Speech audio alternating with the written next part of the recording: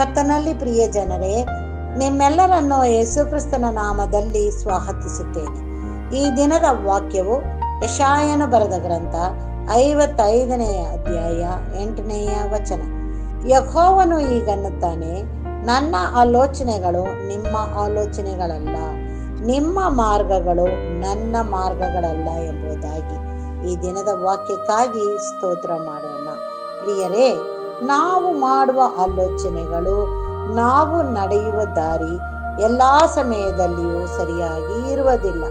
ಆದರೆ ನಮ್ಮ ತಂದೆಯಾದ ದೇವರ ಆಲೋಚನೆ ಮತ್ತು ಆತನು ನಮ್ಮನ್ನು ನಡೆಸುವ ಮಾರ್ಗವು ಯಾವಾಗಲೂ ನಮ್ಮನ್ನು ಪರಲೋಕ ರಾಜ್ಯಕ್ಕೆ ಸಿದ್ಧಪಡಿಸುವಂಥದ್ದಾಗಿ ಇರುತ್ತದೆ.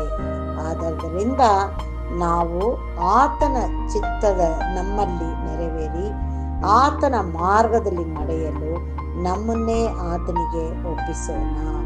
ನಮ್ಮ ಚಿಂತೆಗಳು, ನಮ್ಮ ಮಾರ್ಗಗಳು ಲೋಕ ಸಂಬಂಧವಾಗಿ ಇರುತ್ತದೆ ಕೆಲವು ಸಮಯದಲ್ಲಿ. ಆದರೆ ಆತನ ಚಿತ್ತ ಮತ್ತು ಆತನ ಆಲೋಚನೆಗಳು, ಆತನ ಮಾರ್ಗಗಳು ಮಾತ್ರ ನಮ್ಮನ್ನ ಯಾವಾಗಲೂ ಪರಲೋಕದಲ್ಲಿ ಆತನೊಂದಿಗೆ ಆನಂದಿಸಲಿಕ್ಕಾಗುವಂತೆ ಮಾಡುತ್ತದೆ. ಆದ ಕಾರಣ ನಮ್ಮನ್ನ ಆತನಿಗೆ ಒಪ್ಪಿಸಿ ಪ್ರಾರ್ಥಿಸೋಣ. ನಮ್ಮನ್ನು ಬಾಳವಾಗಿ ಪ್ರೀತಿಸುವಂತ ತಂದೆಯಾದ ದೇವರೇ, ಈ ಸಮಯಕ್ಕಾಗಿ ಸ್ತೋತ್ರ. ಕೊಟ್ಟಂತ ವಾಕ್ಯಕ್ಕಾಗಿ ನಿನಗೆ ಸ್ತೋತ್ರ. ಆ ವಾಕ್ಯದ ಪ್ರಕಾರ ನಮ್ಮನ್ನು ನಡೆಸು. ನಮ್ಮ ಮಾರ್ಗ ಬೇಡ ಸ್ವಾಮಿ, ನಮ್ಮ ಆಲೋಚನೆ ಬೇಡ ಕರ್ತನೇ. ನಿನ್ನ ಆಲೋಚನೆ ನಮ್ಮಲ್ಲಿ ನೆರವೇರಬೇಕು. ನಿನ್ನ ಮಾರ್ಗದಲ್ಲಿ ನಾವು ನಡೆಯಬೇಕು.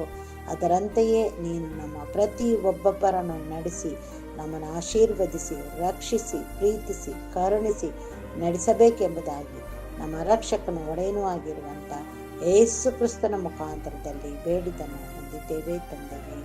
ಆಮೇನ್.